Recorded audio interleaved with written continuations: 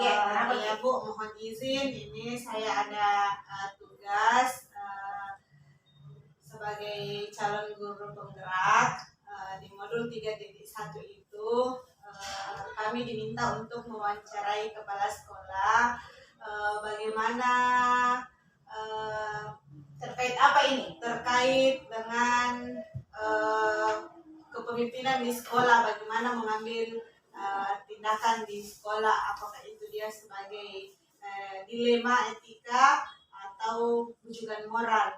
Oh, berarti sudah masuk di modul 3.1 ya Bu ya? Iya Bu. Oh iya. Oke, lanjut silakan. Ya, langsung saja Bu ya. Pertanyaannya, selama Ibu menjadi kepala sekolah, bagaimana Ibu dapat mengidentifikasi kasus-kasus yang merupakan dilema etika atau bujukan moral? Oke, terima kasih Bu Risma. Sepanjang selama saya menjadi kepala sekolah ataupun sebelum menjadi kepala sekolah, terkait di sekolah itu cenderung lebih banyak mengarah ke dilema etika dibanding bujukan moral. Kenapa? Karena ya namanya sekolah pasti bergelut dengan etika, ya dilema etika. Kalau bujukan moral itu pastinya tidak boleh dilaksanakan di instansi manapun. Jadi selama perjalanan menjadi kepala sekolah lebih banyak ke ranah dilema etika. Nah, identifikasinya ya tergantung dengan kasus-kasus yang kita hadapi. Ya, Bu.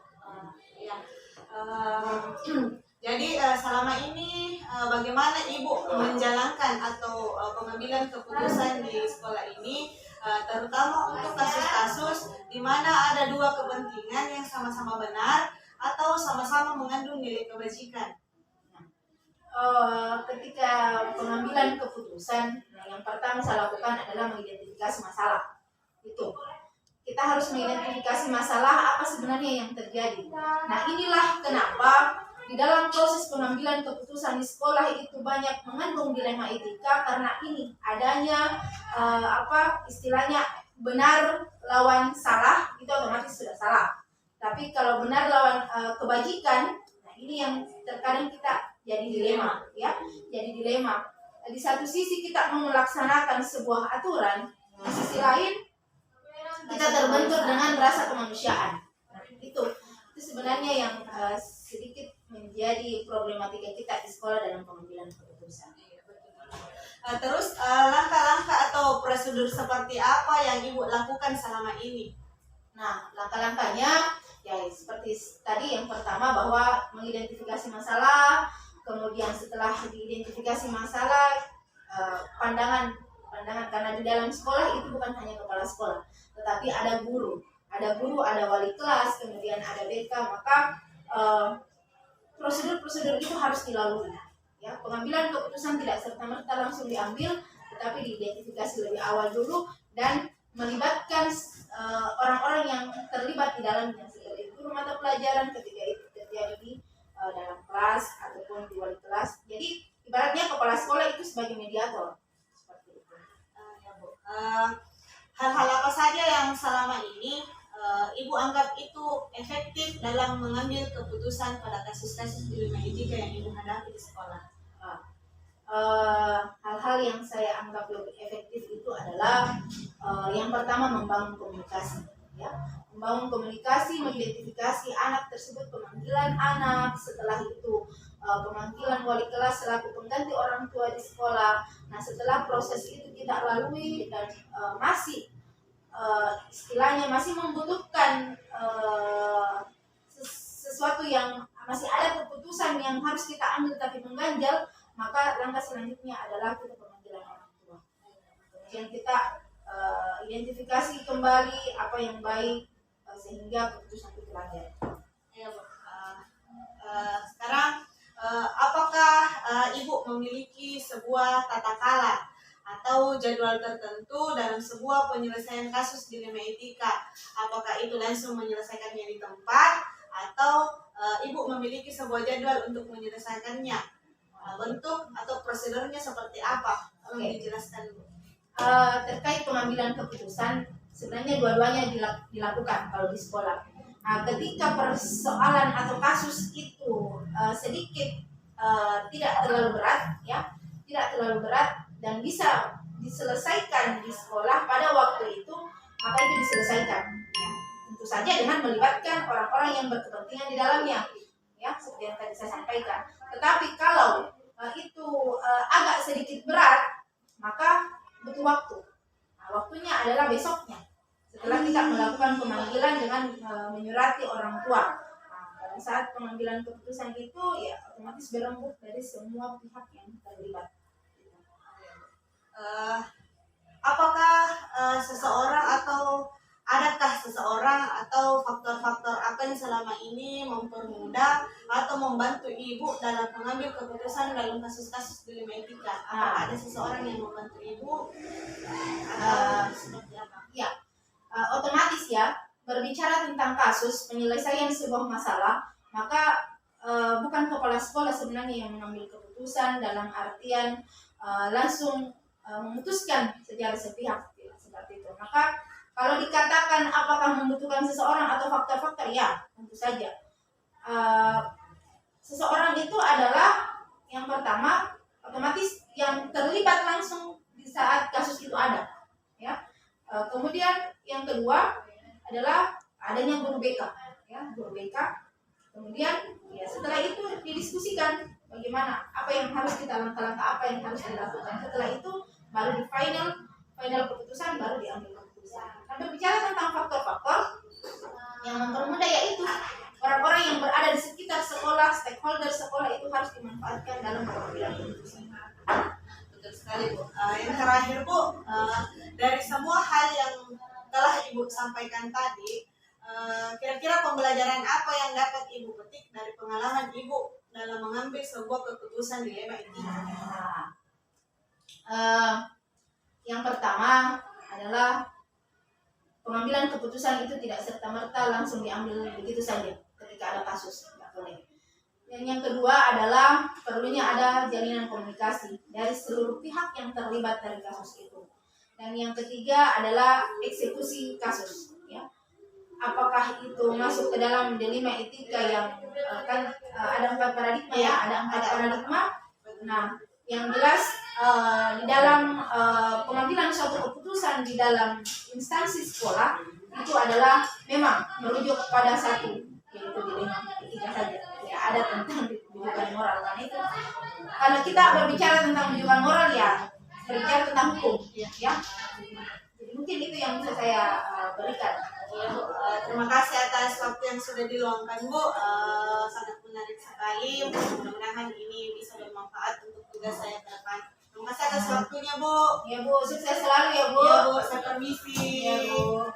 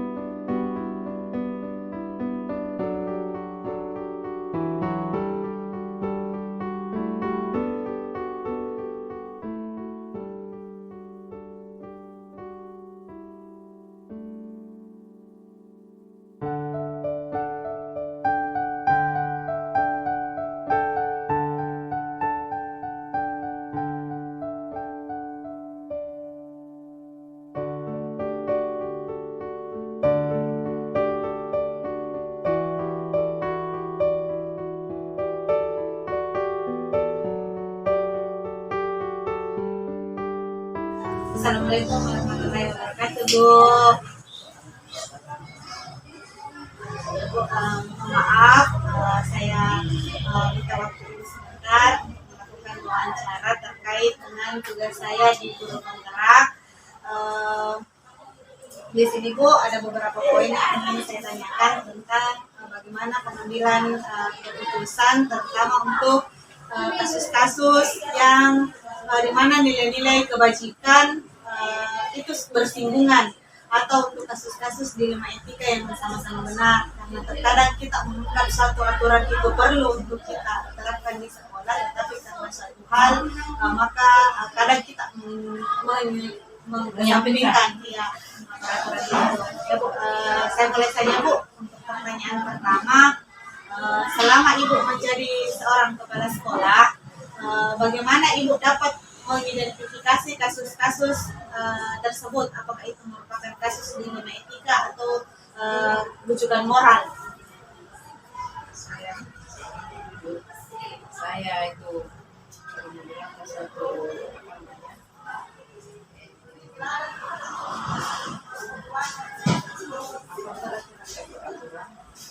saya tidak berbicara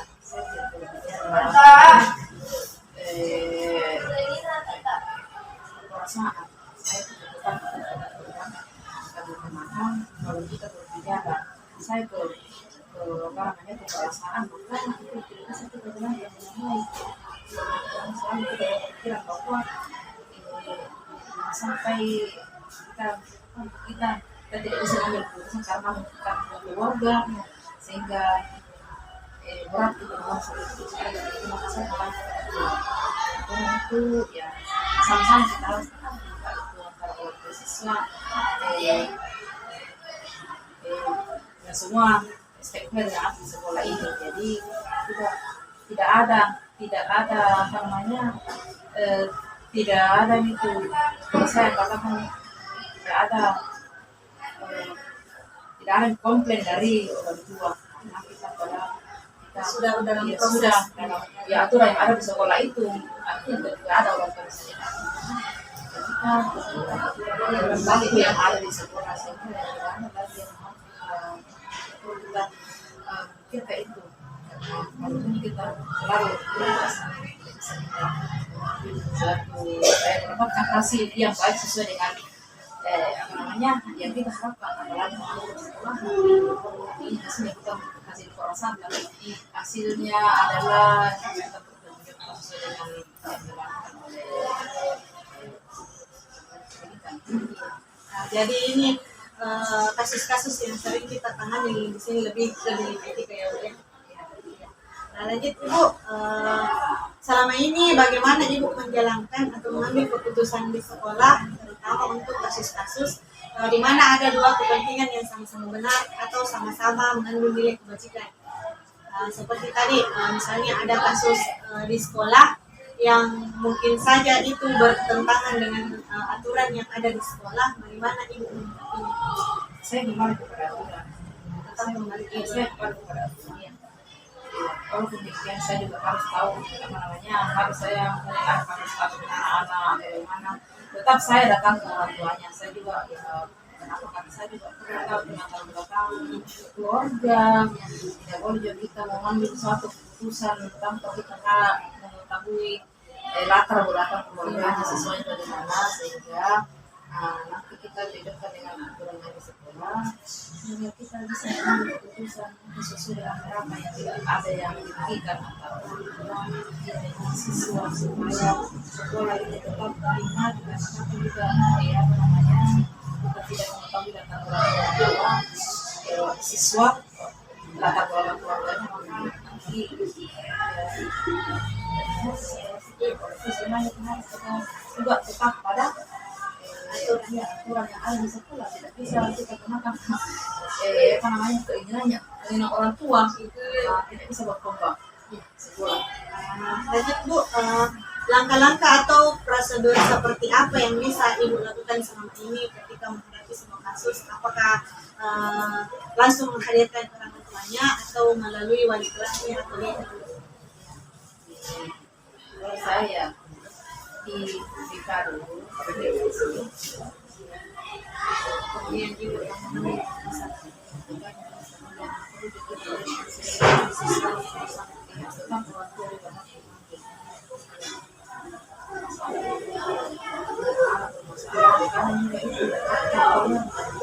iya betul sekali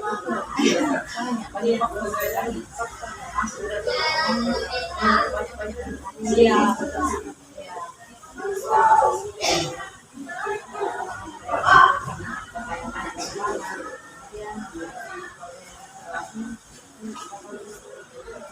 khususnya kita bicarakan bersama-sama antara siswa juga anaknya bisa menjadi pembelajaran dari kondisi anak ini berjalan dan berulang kasus-kasus yang bisa memberikan pembelajaran.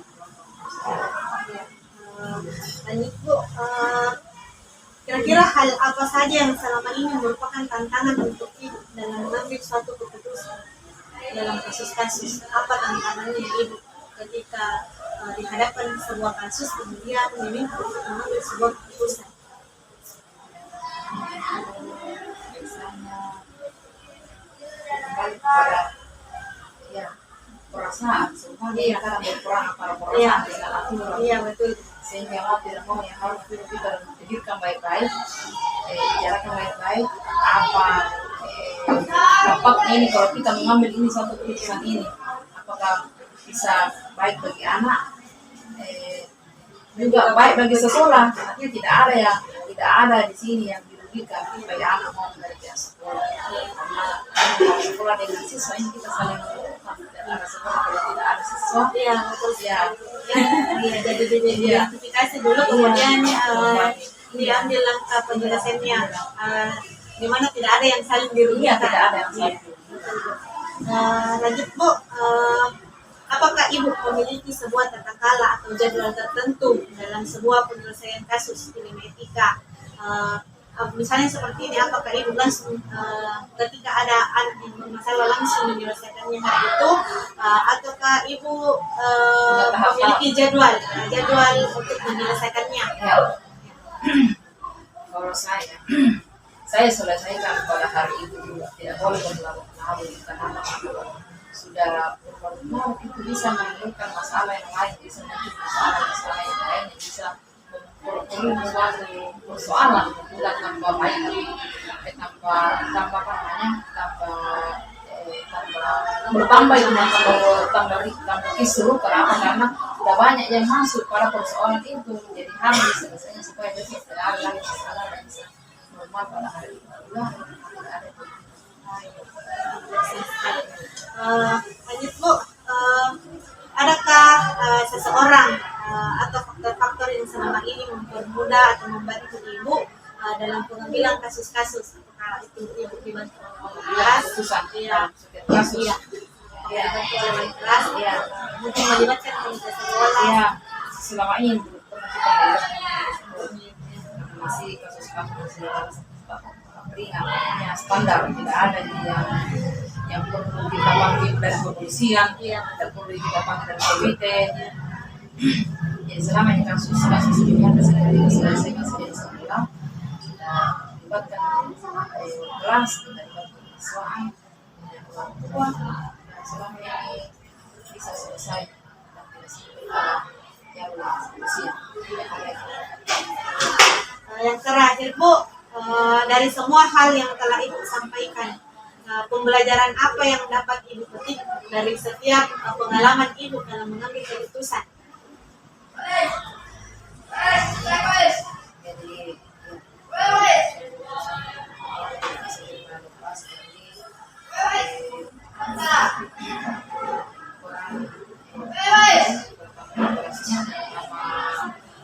kesiswaan juga orang siswa, artinya semua ini harus kita melibatkan untuk mengambil satu keputusan supaya bisa menghasilkan suatu sesuatu yang baik dan tidak terulang dan tidak ada yang dirugikan. Setelah itu tidak ada lagi, tidak terulang lagi. Ya. Kalau saya itu misalnya ada masalah,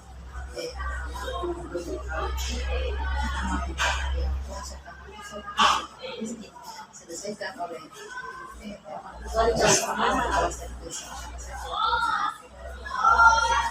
selama ini bisa